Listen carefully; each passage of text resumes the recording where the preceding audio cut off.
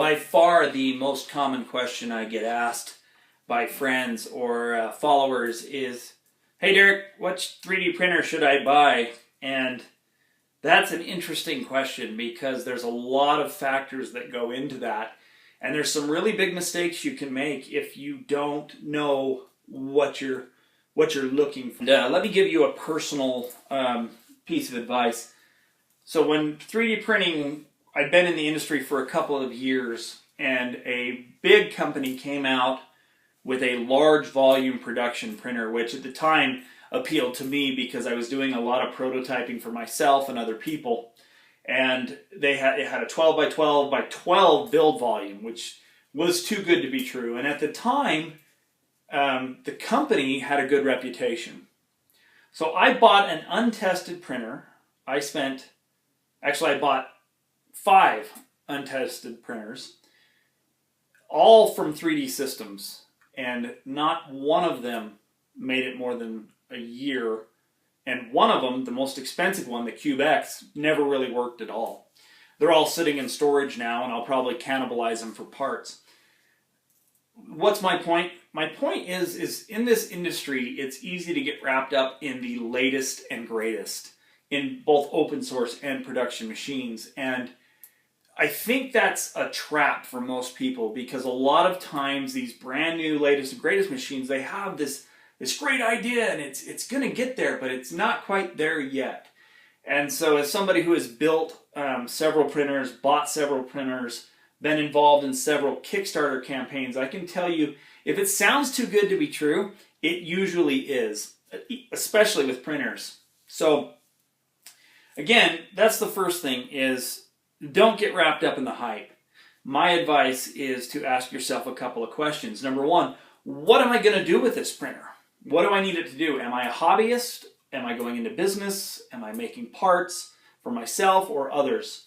Because you really need to know. If you're just going to dink around and you just want to load things off of Thingiverse and you just want to print, then it's probably worth your time to go with a production printer. Now, there's a couple of drawbacks to a production printer. Number one, you're limited on the amount of settings you can change. That can be good and bad. This typical DaVinci 1.0 uses cartridges, which cost a lot more than open source filament, but it's consistent, it's reliable, the software is very polished. I basically plug a model in, select the resolution, and it'll print it. And it prints reliably. And there's customer service, and if there's a problem, you call them and they take care of it. And for somebody who just wants to run, this is a good way to go. I personally can vouch for the XYZ machine. I've had nothing but good luck with their machines. And people are like, oh, I don't want to use cartridges. Well, they also offer this same machine that uses open source plastic. It costs about twice as much, but if that's your problem, I highly recommend it. These machines are designed for people who don't want to spend time tinkering. If you like building your own machines and you like tweaking and you like tuning, then I can't recommend enough building yourself a RepRap. There's a whole forum dedicated to this very machine. It's www.reprap.org. This one is almost a decade old, and I've replaced several parts. I've built several of these for other people, and there's nothing on here that you can't go get at the hardware store or from eBay, and you can build this machine in a weekend. And in the process of building this machine, you learn how to troubleshoot what you need to, fix what you need to, that sort of thing. The drawback is the learning curve on these is steep, and you're going to have a lot of failed prints. You're going to make a lot of mistakes, and that can be detrimental to somebody who doesn't really have time or patience to actually run this machine. Once you get them tuned, they're great. I still use this one all the time, 10 years later. And if I need to make hundreds and hundreds of prints, then I run on this one because it's cheaper for me. If I need to make one really good print right off the bat, then I run that one. I have about 12 machines. The majority of them are open source. The majority of them I've built myself. But I recommend on an open source machine, you go with a RepRap. This is a machine that I built. I bought a project that was a 3-up, and it was a good machine, but it was actually involved in a shop fire, and I've got to redo it. But there are several open source machines that have a long history, and that's what I'd recommend you look for on both machines. Is this machine's been around a long time, this company's been around a couple years, they're both reliable, they have good reviews, the machines are consistent, and you can get parts and support for both of them. And again, that's what I'm going to ask myself every time. How long has this machine been around?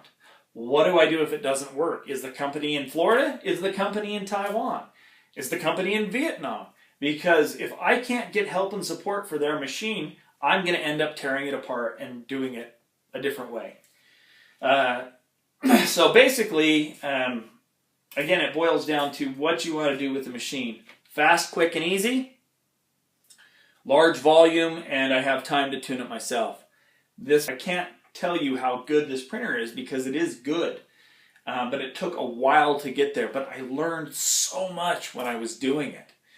That one, you plug and play and it goes. You have a problem with it, you're on tech support with them and they're going to help you. Anyway, I'm going to be doing a lot of 3D printing in the future. I'm actually, I've had some medical problems, and so I'm kind of stuck at home.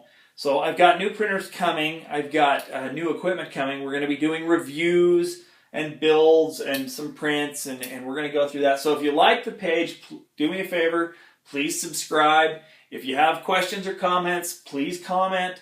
I like the dialogue. It helps me. And I will see you next time.